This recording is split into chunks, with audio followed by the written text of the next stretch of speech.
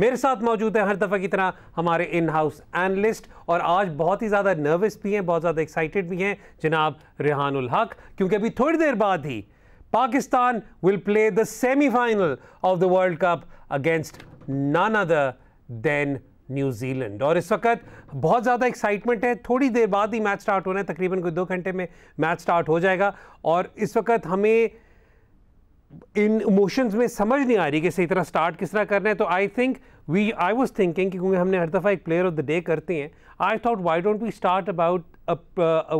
Talk about a player who can cause a lot of problems to Pakistan. और इसलिए आज हमारे ज़मीन.com player of the day is Mitchell Santner. Why Mitchell Santner? We'll talk about that. So we'll start off with our player of the day, Mitchell Santner. और मैंने ख़ास तौर पर इनके बारे में बात इसलिए करनी है रेहान, क्योंकि जो अभी 7 मैचेस पाकिस्तान के गुजरे उनमें भी, फिर उसके अलावा जो अभी तक का वर्ल्ड कप हुआ है उसमें भी, और पाकिस्तान की हिस्ट्री को आप देख कर करें तब भी Mitchell Santner seems to be एक वो नहीं होते कि silent threat for Pakistan, for everyone. He has had a really good world cup. हमने बहुत बात की थी इस वर्ल्ड कप से पहले कि लेग स्पिनर सक्सेसफुल होंगे, फिंगर स्पिनर्स इतने ज़्यादा ओवर नहीं करते, but he is been outstanding amongst the top 5 wicket takers in the super 12 stage as well, and he is the only finger spinner there as well. या and I think 2 ही spinner हैं, शादाब और ये in the top. नहीं, but Hasaranga because वो पहले से खेल रहे थे तो सुपर 12 स्टेज के अंदर। और बेसिकली सैंटनर के अगेंस्ट पाकिस्तान का एक और बहुत मेजर मसला है, वो ये है कि अगर आप कहते हैं कि आपको स्पिन बैशर चाहिए, ठीक है, तो हमने अक्सर बात की मैचअप्स की बात की। मैचअप्स अगर आप देखेंगे तो even Shadab has a great matchup recently against leg spin and off spin, but doesn't have a great matchup against left arm spin. Nawaz on paper seems a really good matchup against left arm spin, but उसका भी इतना अच्छा matchup नहीं है, ठीक है। आपके जो ओपनर हैं वो भी लेफ्ट आर्म स्पिन के ऊपर, if he bowls in the power play तो they don't attack as much, ठीक है। तो आई थिंक आपके पहले 5 में हारिस को भी इस वक्त साइड पे रखें, पहले 5 में then Shan would be the only one with a decent enough matchup against left arm orthodox. Yes, and that is why आपको कंसिस्टेंटली कोशिश करनी पड़ेगी कि आप जो है वो ऐसे पेयर्स क्रिएट करें जहाँ पे they can not get through their overs quickly, which Santner tries to do. And in trying to do that, क्योंकि आपको लगता है कि he's one of the most clever bowlers, you will see कि he'll be bowling at something around 90 kph and suddenly he'll throw it up there at 84, 85, even under 80. Ireland के against उसने एक ball करवाई थी, उससे पिछली वाली बॉल 90 थी, the next ball was 77 and basically he got a wicket on that because he varies his pace really well. He is very clever in what line to bowl, very clever in terms of जो सबसे Santner की बहुत अच्छी चीज़ है ना, आप उसकी length देखेंगे ना, जिस ग्राउंड पे वो खेल रहा है उस मुताबिक वो लेंथ कराएगा। अगर उसको लगता है कि शॉर्ट बाउंड्रीज आर बिगर तो he'll push his length back, and similarly अगर उसको लग रहा है स्ट्रेट बाउंड्री है तो he'll go a little fuller. So spinners obviously fast bowlers ये करते हैं, स्पिनर्स ये बहुत कम करते हैं, they're accustomed to one certain length and they keep bowling there, but Santner is I think in this World Cup अगर आप कहें कि in terms of skill और उसका आउटपुट तो जो मोस्ट एफिशिएंट बॉलर जो रहे हैं वो सैंटनर रहे हैं। अच्छा, इसमें एक और बात भी थी कि हमारे लिए बड़ा सेफ काम हो सकता था कि हम सीधी तरह या लॉकी फर्गसन को पिक कर लें इस चीज़ के लिए, या ट्रेंट बोल्ट को पिक कर लें for the people who could cause us a lot of problems, या हम बैटिंग की तरफ चलें तो फिन एलन की बात कर लें, कॉनवे की बात कर लें, ग्लेन फिलिप्स की बात कर लें। लेकिन मिचेल सैंटनर के बारे में मैं इसलिए बात करना चाह रहा था क्योंकि अगर आप न्यूजीलैंड का पेस अटैक देखें तो न्यूजीलैंड के पेस अटैक में आपको उसी तरीके से जिस तरह पाकिस्तान के पेस अटैक में रेहान आपको उतनी कोई वीकनेस नहीं नज़र आती जिस पे आपको स्पेसिफिकली कोई टेक ऑन करें। तो एक जो बॉलर जो आपको जहाँ पर लगता है कि okay he is going to be the one that we are going to target is again going to be Santner और सोडी। और आप एकदम से उनमें जब आप देखते हैं तो I mean Sodhi then becomes the one guy जिस पे वो करें, लेकिन Sodhi on his day has known to trouble Pakistan. या Also the other thing very interesting in playing against New Zealand is कि हमने बहुत इंटेंट की बात की and I'm in huge favor of going out and attacking from the start. New Zealand is one team जिसके against अगर आप आखिरी 5 ओवर तक अपनी बैटिंग ले जाएं और आपकी विकेट्स नहीं गिरी हुई तो आप उनकी डेथ बॉलिंग को एक एंड से अटैक कर सकते हैं। Even if Loki Ferguson is bowling from one end, whoever bowls from the other end उसको आप प्रॉपर टारगेट कर सकते हैं। प्रॉपर टारगेट कर सकते हैं। इसमें और भी काफ़ी ज़्यादा मैचअप्स और भी काफ़ी ज़्यादा सिचुएशन है। एक रेहान ने बता दिया कि आप डेथ बॉलिंग में जो दूसरे एंड पर है उसे टारगेट कर सकते हैं। मिडल ओवर में मिचेल सैंडलर की हमने कॉन्वर्सेशन इसलिए की क्योंकि कई दफ़ा हम लोग we throw away easy wickets to bowlers like Mitchell Santner. Yeah, I mean, that has happened in the past many times. I think that's like you said, easy wickets to Sandner.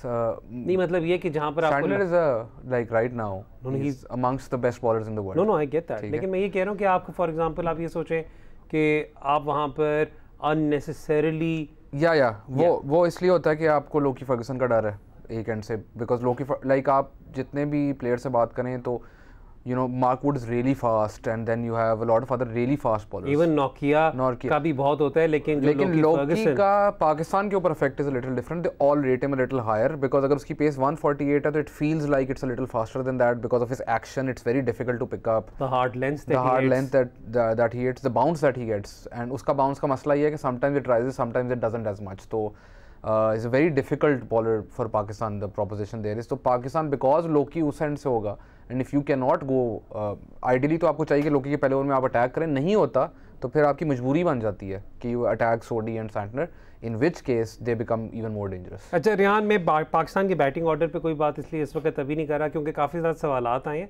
उनमें हम batting order को discuss करेंगे, हमें मौका ज़रूर मिलेगा उस पर बात करने का। लेकिन थोड़ा सा यहाँ पे मैं और चीज़ों पर चलना चाहूँगा और बातें यहाँ पे करना चाहूँगा। सिडनी में मैच हो रहा है, एक दो सवाल ऐसे भी थे, आई थिंक वो शायद बाद में भी आ जाएगा, लेकिन I am going to take a lead from that. Even though Pakistan has fared really well with four seamers, would Pakistan still have a temptation to add another batsman and drop one of the seamers? No. Because आपके चार pacers are basically आपको इस world cup के अंदर, मैं सिर्फ Sydney को दिमाग में रख के कह रहा हूँ और कोई बात नहीं। सिडनी को दिमाग के में कह रहे हैं तो फिर भी आपके चार पेसर्स को आप यूटिलाइज कर सकते हैं। One has an off day तो you still can cover that one with someone. पांच बॉलर्स के साथ आपका मसला होता है कि you can not then have the cover. Iftikhar को रख रहा हूँ ना मैं सिक्स्थ ऑप्शन। अगर कॉनवे आउट हो जाता है तो आप किसको मिडल ओवर्स में कराएंगे? उनके कौन से लेफ्ट हैंडर हैं जिसको आप इफ्तिखार करवा रहे हैं बॉलिंग? तो ऑपोजिशन भी तो देखनी है ना आपने। फेयर इनफ, ठीक हो गया। एक बात तो ये होगी। दूसरा ये कि इससे पहले कि हम बॉलिंग मैचअप्स की तरफ चलें, थोड़ा सा बाबर और रिजवान पे कॉन्वर्सेशन एंड पर करेंगे, वो मैंने कहा पहले बता दूं। मैं बात करना चाह रहा हूँ as far as the coin toss is concern, Sydney conditions everything. I know हमने पिछले शो में बहुत बात की थी कि जब तक आप वहाँ पर जाके कंडीशंस असेस नहीं करते, जब तक कुछ वहाँ पर आप खड़े होकर पिच नहीं देखते, तब तक आप ये सही तरह फैसला नहीं कर सकते whether you should be batting first और सेकंड। लेकिन मैच अब लिटरली कुछ घंटे दूर है। Should Pakistan B batting first if they win the toss और should they chase? I think they should bat first. They should bat first? I think Any particular reason? Because अभी तक इस वर्ल्ड कप में आपने देखा है रिजल्ट्स, मोस्टली जो big matches हुए हैं टीम्स के, उसमें the team that's batting first has had a little bit of an edge, and also I think the ball in the second innings has moved a lot, seemed a lot in this throughout this world cup. तो क्या होता है कि अगर आपको required run rate एक certain extent से ऊपर चला जाता है तो फिर आप, जो हमने साउथ अफ्रीका के साथ देखा, साउथ अफ्रीका के साथ हुआ, couple of other matches where team, हमारे साथ खुद एशिया कप में हुआ, एशिया कप में हुआ, वो तो डिफरेंट कंडीशन, हमारे साथ जिम्बाब्वे के अगेंस्ट हुआ कि the run rate kept like did not go as high, we were at one stage 41 required of 37, but in pitches के ऊपर एक्सेलरेशन तब आसान है जब आप प्लेयर सेट है। किसी नए प्लेयर के लिए आके इमीडिएटली एक्सेलरेट करना is a bit of a problem. So that is why वो चेस के अंदर that then builds up. Even जो पाकिस्तान इंडिया से मैच आ रहा था चेस करते हुए, that's because Kohli was there and he was set at the crease when he played that innings. But other than that, even आप न्यूजीलैंड और इंग्लैंड का match देखें, ग्लेन फिलिप्स आए, उन्होंने मारना शुरू किया। In the last I think 4-5 overs, England conceded something like 33-34 runs once Phillips got out. So once a wicket falls, it's very difficult to accelerate. अच्छा रेहान, यहाँ पे एक और बात जो मैं यहाँ पर आपसे करना चाहूँगा वो ये पूछना चाहूँगा कि हमने इस टूर्नामेंट से पहले बहुत कैटेगोरिकली बात की कि Pakistan struggles to set a good target, they don't know how to go about it. और आई थिंक उसमें प्राइमरीली हमारी वजह ये थी कि हम अमूमन यही बात करते थे कि शायद हमारे ओपनर्स पे जो एक तनकीद होती है या टॉप ऑर्डर पे तनकीद होती है कि वो ज़्यादा बॉल्स कंज्यूम करते हैं, उसके बाद से we struggle to figure out कि what should be a good total. With the way Haris is playing, the form that Iftikhar is in, obviously बात है ऑफ डे अब हो सकता है, but they're clearly in form. Shan Masood is also clearly in form. Do you think we can potentially struggle in at least determining what sort of target we should be setting up? Perfect template for an innings in terms of your approach to an innings was Pakistan versus South Africa. You kept losing wickets. You were 48 for 4. आपका 90 odd पे कोई 5 out थे. But at no point did you lose that intent. Because you thought कि अगर हम 120 पे out होते हैं फिर भी हम मैच हार रहे हैं, इससे बेहतर है let's aim a little higher. That is a perfect approach to set a total in T20 cricket. Sometimes होता ये है T20s में कि teams that are batting first, they are too worried about losing wickets and they overvalue their wickets. ठीक है. And जिसकी वजह से आपका end total जो होता है वो आप देखते हैं कि यार ये टीम ऑल आउट भी हुई, इनके भी 3-4 बैटर भी पड़े थे जो आके मार सकते थे, तो आपने रिसोर्सेज पूरी यूज़ नहीं की, 20 ओवर आपके ख़त्म हो गए. दूसरी टीम चेस कर रही होती है, आपसे ज़्यादा विकेट्स गिरी होती हैं उनकी, लेकिन वो मैच जाते हैं बिकॉज उनको टारगेट पता है और उनके रिसोर्सेज उन्होंने पूरे यूटिलाइज़ किए हैं. So the perfect Pakistan has done it like the south Africa match. Even उस टेम्पलेट से अगर आप खेल के 110-20 पे भी आउट हो जाए, no complaints, because you clearly had an idea what you wanted to do. अच्छा रेहान, जो पाकिस्तान ने 7 मैच सीरीज़ खेली थी, मैं अभी वापस आ रहा हूँ, उसी जगह पर आ रहा हूँ कि न्यूजीलैंड के बॉलर्स पे ही मैं फोकस कर रहा हूँ. अगले सेगमेंट में will talk about New Zealand's batters. यहाँ पर जो एक मेरा यहाँ पर सवाल है वो ये है कि आपने वो जो 7 मैचेस की सीरीज़ थी उसमें आपके लिए सबसे बड़ा पॉइंट ऑफ कंसर्न क्या था as far as New Zealand's bowling is concern against Pakistan batting? I think मैं अभी अगेन बॉलिंग पे बात कर रहा हूँ, बैटिंग पर अगले सेगमेंट में आप खुल के फिन एलन और ग्लेन फिलिप्स की तारीफें कीजिएगा. Go on. आई थिंक उसके अंदर सीरीज के अंदर ये था कि Pakistan actually played Sodhi really well throughout the series. हाँ, मतलब मैं उस दिन जो हमने बात की थी उसने एक्शन चेंज किया और राशिद खान बनकर आ रहे हैं.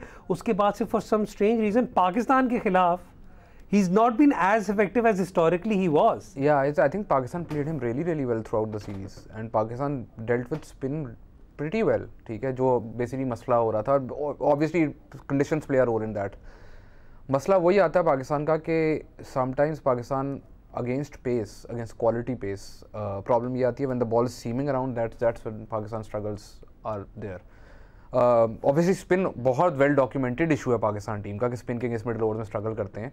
But with the current team with the way they played in these conditions आप कह सकते हैं कि स्पिन को टारगेट कर सकते हैं. We've seen Iftikhar hit sixes against spinners in against India. We've seen Shadab do that against South Africa. We've even seen I know people don't rate that Nawaz innings against South Africa, पर Shamsi के against जो वो खेला था, I know एक catch उसका drop होकर चौका हुआ था and the 6 that hit, the intent was pretty clear that he wants to attack. जिस तरीके से क्यों जो मुझे एक अच्छी बात लगी थी ना उस एक इनिंग्स की, वो ये लगी थी कि हम हमेशा पाकिस्तानी बैट्समैन को ये क्रिटिसाइज़ करते हैं कि आजकल रिसेंटली ऑफ लेट कि स्पिनर्स की वो लाइन ख़राब नहीं करते बाय स्वीपिंग. ठीक है, मतलब जब तक वो स्पिनर को स्वीप कर करके उसकी लाइन या उसका प्लान नहीं चेंज करेंगे तब तक I mean we feel that they probably will not cause और create doubt in their minds. इसका एक प्रोटोटाइप हमने पाकिस्तान की जो 7 मैच सीरीज थी अगेंस्ट इंग्लैंड उसमें देखा, जब बेन टकेट ने शायद ही कोई सीधी शॉट मारी हो to any of the spinners. वो वैसे नहीं मारता सीधी नहीं, बट मैं ये कह रहा हूँ ना यार, रेगुलर स्वीप था ये, रिवर्स स्वीप. एंड दूसरी चीज़ ये कि आपको उस मैच में ये भी फेवर मिला था कि the square boundaries were smaller, which will be the similar case in this match as well. So when the square boundaries are smaller तो the sweep is the best shot against spin, because आपको अगर वो square leg की या mid wicket की या आपको fine leg के करीब उस एरिया के अंदर आपको शॉट मारनी है तो स्पिन उससे बेहतर क्या शॉट है. जिस मर्जी साइड पे बॉल स्पिन हो रही है आपने तो बेसिकली वही एंगल के ऊपर शॉट मारनी है. तो I think that helps Pakistan. The shorter square boundaries are good for Pakistan. ठीक हो गया रेहान, वक्त हो रहा है ब्रेक का. ब्रेक के बाद जब वापस आएंगे तो बात करेंगे बैटर्स के खिलाफ पाकिस्तान के मैचअप्स की और कैसे सोर्सेज को यूटिलाइज करने की ज़रूरत है बाबर आजम को. बात कर रहे थे पाकिस्तान वर्सेस न्यूजीलैंड में, पाकिस्तान की बैटिंग वर्सेस न्यूजीलैंड की बॉलिंग. और मैं बार बार कह रहा था जो पिछली 7 मैच की सीरीज़ हुई थी बिटवीन पाकिस्तान एंड न्यूजीलैंड, तो रेहान ने कहा यार मुझे कंफ्यूज करें, वो 7 मैच की सीरीज़ नहीं थी, वो एक ट्राई सीरीज़ थी. सो अपॉलॉजीज़ फॉर दैट. चलते हैं अब थोड़ा सा कॉन्वर्सेशन करना चाहूँगा रेहान अबाउट द मैचअप, क्योंकि जो हमारे फैंस हैं, जो हमारे दोस्त हैं, जो हमें देख रहे होते हैं, उन्हें सबसे ज़्यादा मज़ा आता है जब हम कैटेगोरिकली बॉलिंग मैचअप्स पाकिस्तान के देते हैं for New Zealand batters. So let's start off with their openers. It's going to be Finn Allen and Conway, right? So Finn Allen and Conway, मेरे नज़दीक तो again Naseem Shah and Shaheen and Naseem Shah will be opening the bowling, but specific plans. Finn Allen takes on left arm pace that's how he plays, ठीक है. And अगर आप and he's one of those very few people who takes on left arm pace at such a high rate. हाँ, so he prefers that. That's his favorite, and the ball coming in also helps him. But again, that is if your pace is a little lower. If you bowl the same ball at high pace, then उसका थोड़ा सा आप issue create कर सकते हैं. Key against Finn Allen is कि don't be predictable. Like Finn Allen will know कि शाहीन मुझे नई बॉल से अंदर लाने की फुल बॉल करने की कोशिश करेगा और शुरू में फुल ही कराएगा. अगर आप उसको अपनी लेंथ पीछे लेकर जाके you go across him, that is a very huge chance of picking up his wicket on a hard good length. That is a good chance of picking up his wicket in early on, ठीक है. And he creates his own angles, he moves around in the crease. Conway on the other hand is very, you know, आपको पता है, more textbook, not very text book, he is more text book. And उसके against दोनों नसीम और Shaheen can create problems because the ball going away from him is a problem for him. When it comes back into him, he's a much better player. But when it goes away from him early on, again after 10 balls, it's a totally different story because batters then have changed their approach and everything. But अगर आप उसको off stump से थोड़ी सी ball बाहर जा रही हो, that's one way you can target him. So the opening pair against, so yeah, the problem that Pakistan will have is against Glenn Phillips. Major problem. Glenn Phillips पे बात करने से पहले जरा फेस बाय फेस चलते हैं ना, पहले पावर प्ले में चलते हैं. अगर इस वक्त things go according to plan, then you probably would see one चारों seamers bowling at least once in the power play. You can even, अगर आपको लगता है कि नई बॉल स्विंग हो रही है, आप शाहीन के 3 भी करा सकते हैं क्योंकि you have the luxury of Wasim bowling at the death as well. लेकिन आई थिंक इस वक्त अगर बॉल स्विंग हो रहा है नहीं, बट जिस तरीके की शाहीन की परफॉर्मेंस रही थी पिछले मैच में डेथ में, तो आई थिंक वो दे वुडंट माइंड और they wouldn't be uncomfortable with Shaheen coming in या एक ओवर के लिए बीच में या एट द एंड. मतलब ये वही वाली बात है ना कि when you have 4 seamers you are spoiled for choices. और अगर आपके इतने हाई क्वालिटी सीमर्स यहाँ पर हो. आपने ग्लेन फिलिप्स की बात की, मैं थोड़ा सा ना पहले केन विलियमसन के बारे में इसलिए बात करूँगा कि केन विलियमसन एक तो पिछले मैच में उन्होंने बहुत एक तेज़ 50 मारी. दूसरी बात तेज़ 50 मारी, बहुत तेज़ 50 मारी. फिर हमारे खिलाफ जो आखिरी मैच था फाइनल, उसमें भी केन विलियमसन ने तेज़ 50 मारी. नहीं, बहुत तेज़ 50 मारी. नहीं, जिस रेट से वो आगे पीछे जा रहे थे वो तो फिर फ्लैश ही लग रहे थे. लेकिन मैं यहाँ पर ये वाली बात कर रहा हूँ कि we have a habit or we have this tendency of usually getting everyone out except for the anchor, and then the anchor accelerating against us at a ridiculous pace. I think it's okay at this stage. मेरा एक genuine concern is Kane Williamson as well. मेरा उसमें ये point of view है कि या तो Kane Williamson की आप विकेट जो है अगर अर्ली नहीं मिलती है आपको, तो you can basically tie up one end, and what that means is के Glenn Phillips then has to take the chance from the other end. So you can get him out. That is one way of going about it. The other way is you go for the kill, and जिसके अंदर यह है कि New Zealand की batting lineup isn't as deep, तो you can actually go in for that kill. कि आप उनके आउट कर लें तो you can put them under a lot of pressure. So that is why having 4 fast bowlers means कि अगर जो बॉलर अच्छी बॉलिंग कर रहा है उसको आप एक एक्स्ट्रा ओवर दे सकते हैं. अगर पावर प्ले में शाहीन कर रहा है या आपको मिडल ओवर्स के अंदर आपको लगता है Haris might trouble this player, तो आप उसके एक की बजाय 2 ओवर दे दें मिडल ओवर्स में, ठीक है. तो all that can be done. Glenn Phillips right now is the key because of his square game. अच्छा, तो फिर Glenn Phillips पे आते हैं. The plan against him. Anything apart from Shadab? No, don't ball short at all to him. Yeah. ठीक है, because square of the wicket, जिस तरह का उसका stance and everything, good length is good. On any pitch, good length is a, and you know, लोग कहते हैं test match length और टॉप ऑफ वाला वो हर फॉर्मेट में उतना ही सक्सेसफुल है. आप अभी भी मैं अगर किसी को डेटा चाहिए, आप प्लीज़ लुक इट अप कि सबसे मुश्किल लेंथ कौन सी मारना है. That is good length. ठीक है. So if you somehow you know can stop him playing square of the wicket, so that is the way to stop him. I know he's very powerful straight down the ground as well, but you have a higher probability of getting him out there than you have on the side boundaries. Glenn Phillips ने 100 किसके खिलाफ मारा था? I forget. Yeah, I forget as well. मतलब एकदम से दिमाग से निकल गया. लेकिन उसमें एक स्टैंड आउट फीचर ये भी रहा है कि no, that was one of the, I think Sri Lanka, it's one of the most outstanding innings of the. और उसमें ये वाली बात थी कि वो हसरंगा को he really took him on as well. लेकिन यहाँ पे जो क्वेश्चन है वो ये है कि काफ़ी ज़्यादा, क्योंकि Shadab right now has been our one bowler who has provided us with the most control. लेकिन शादाब की लेग स्पिन में आई नो उन्होंने वो स्वीप भी किया, स्लॉक स्वीप भी किया, सारा कुछ किया दूसरे स्पिनर्स को. शादाब पे और प्रॉबली हसरंगा में थोड़ा सा जो फ़र्क होगा वो ये होगा कि शादाब की pace is very different. Yeah, I think As a leg spinner. Shadab and Rashid would be right now the two more difficult leg spinners जिनके अगेंस्ट आप sweep shot मार सके. Rashid would be even more difficult than Shadab because Rashid तो 100 पे कराता है ना ठीक. Mujib as well, like they ball really fast. Shadab is very difficult to sweep against. तो you can't like उसके अगेंस्ट उसके मसला ये होता है कि शादाब समटाइम्स उसकी जो लेंथ है वो शॉर्ट हो जाती है and by the way Phillips is really good on that shot as well. तो you have to get your lengths absolutely spot on against Phillips. That is like the key against him is more than line and more than anything else is the lengths that you ball to him. Anyone else we should be talking about in the New Zealand batting lineup? Your favorite Jimmy Neesham? Yeah, Jimmy Neesham has this habit of turning up for big matches with the bat. I think जब भी ऐसी कोई situation होती है, he enjoys himself in those situations. He likes that challenge as well. And because he's such a strange player to bowl against, so आपके कोई set plans उसके against आप बनाओगे तो he'll do something different. And that's why at the death he's very difficult to bowl at. Nawaz ने इतनी ज़्यादा bowling नहीं की अभी तक इस वर्ल्ड कप में. Nawaz is, I mean, from what we can observe, seems to be a little low on confidence as well. Would you at any point in time bring Nawaz into bowl? Absolutely. Which phase? When Phillips and Williamson are new at the crease, you can bowl him one over, see if the ball is gripping. And I have a feeling कि जिस किस्म का turnaround होता है cricket में, I won't be surprised if Nawaz turns out to be one of the people with a key breakthrough in this particular match. Yeah, I think उसमें you have to be clever in using when you have 6 bowlers. अक्सर ही होता है कि captain के पास इतने ज़्यादा options हो जाते हैं कि you end up underutilizing someone or both.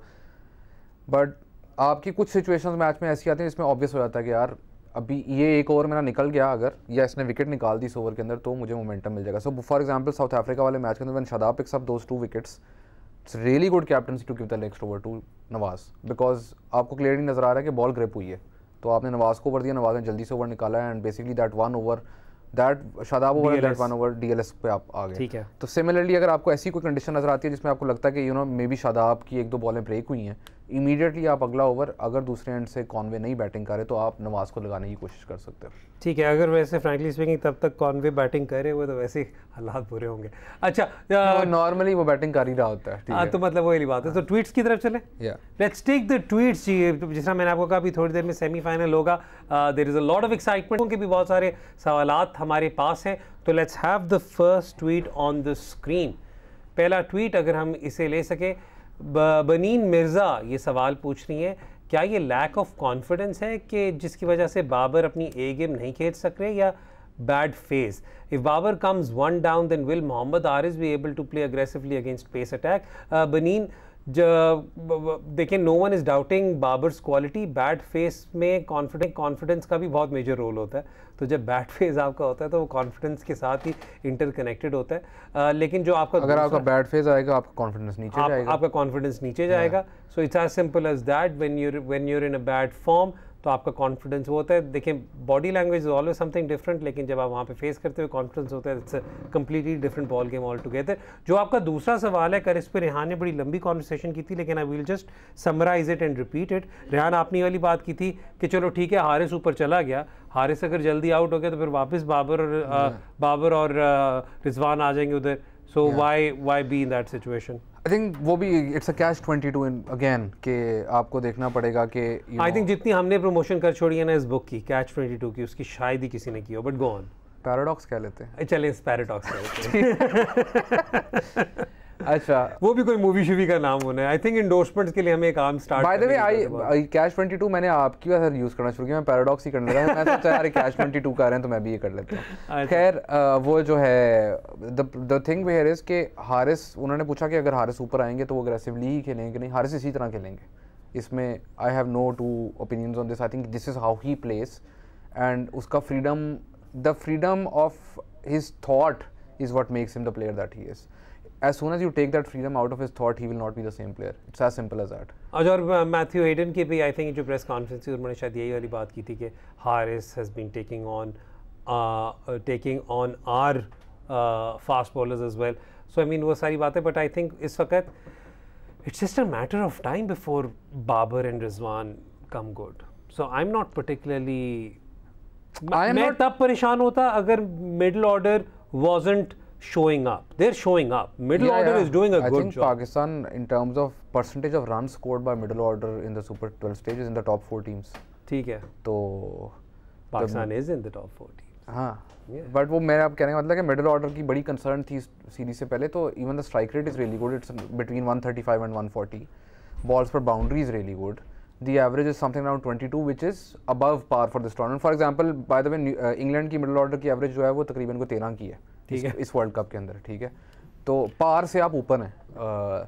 तो नाउ आई फील कि बिकॉज यू हैव दैट कि आपका मिडिल ऑर्डर स्कोर कर रहा है, तो आई फील कि Babar and Rizwan should play with a little more freedom, and I feel as soon as they play with a little more freedom in terms of के a couple of shots go their way. अगर आपको कुछ edges आपके हक में भी चली जाए ना एकदम से, आउट हो भी गया, तो इन्होंने बचाया है मुझे पूरा ग्रुप स्टेज में. मेरे मिडिल ऑर्डर ने मुझे बचाया है, तो that should give you a more free approach. ठीक है, and if they play with a free approach, I'm sure के they can do well.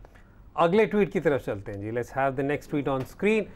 Mubashar Ahmad Khan, क्या शादाब को नंबर 3 पे खेलना चाहिए न्यूजीलैंड के खिलाफ, considering the two spinners, considering his spin hitting capabilities, he can give us a big advantage at 3 against them, specifically also 1 over from Nawaz in the power play if Allen is not out after 2 overs. Shadab पे तो पहले मैं ये कह दूँ, हमने इस पे कॉन्वर्सेशन ऑलरेडी कर दी है कि शादाब के लेग स्पिन के खिलाफ नंबर्स या किसी भी फॉर्म की रेस्ट स्पिन के खिलाफ numbers might be very very good, लेकिन लेफ्ट आर्म ऑर्थोडॉक्स के खिलाफ जो Mitchell Santner probably would be the first change bowler, वो उतने उस टाइप के. The graph is getting better, but it's not as good as against spin. मतलब लेकिन अगर कोई सिचुएशन ऐसी होती है जहाँ पर आपके पास शान मसूद और शादाब इकट्ठे क्रीज पर हैं, that would nullify both spinners.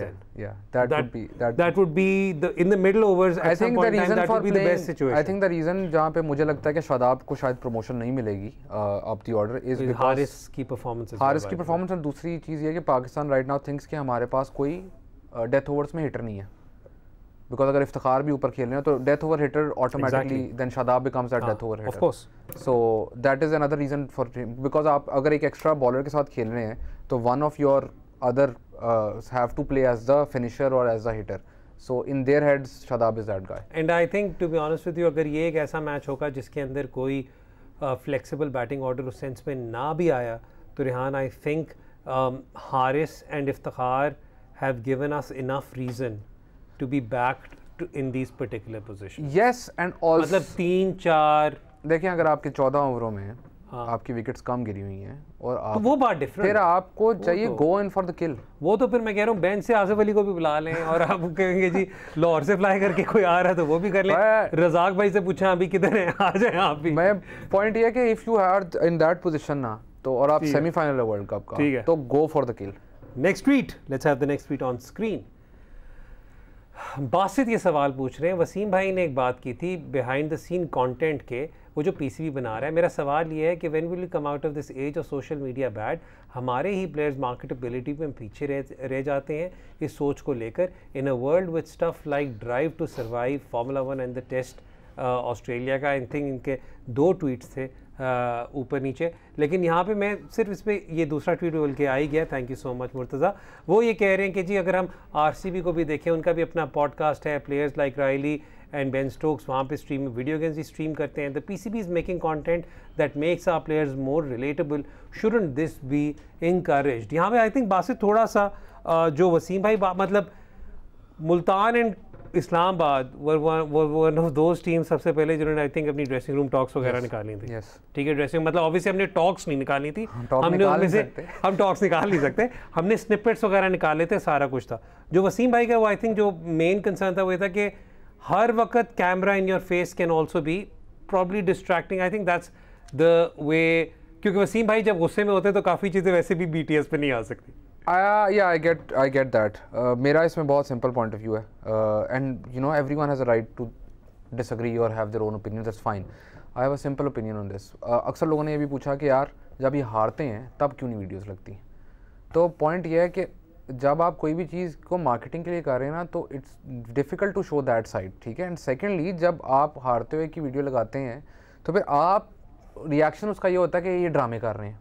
ठीक है, तो ऑब्वियसली जो अच्छे मोमेंट्स हैं उनकी, and then also players are also more comfortable when they won. आप ड्रेसिंग रूम में मैच हारने के बाद जाएं, आप हम फैन से नहीं बर्दाश्त होता मैच देखना, जो हारे होते हैं सोचो उनके ऊपर कितना मुश्किल होता है। अच्छा, वैसे मैं आपको साथ साथ ये भी बता दूं कि पाकिस्तान की जो 2 सबसे मशहूर तरीन वीडियोज़ रही थी ड्रेसिंग रूम की, वो बाबर आजम वगैरह की स्पीच आफ्टर लूजिंग थी। Rehan, thank you so much for your analysis and your time. ये था जी हमारा आज का शो। अभी थोड़ी देर में ही 1 घंटे में Pakistan will be taking England in the semi-final of the T20 World Cup। हमारी तवक्कुआत और दुआएं पाकिस्तान टीम के साथ हैं।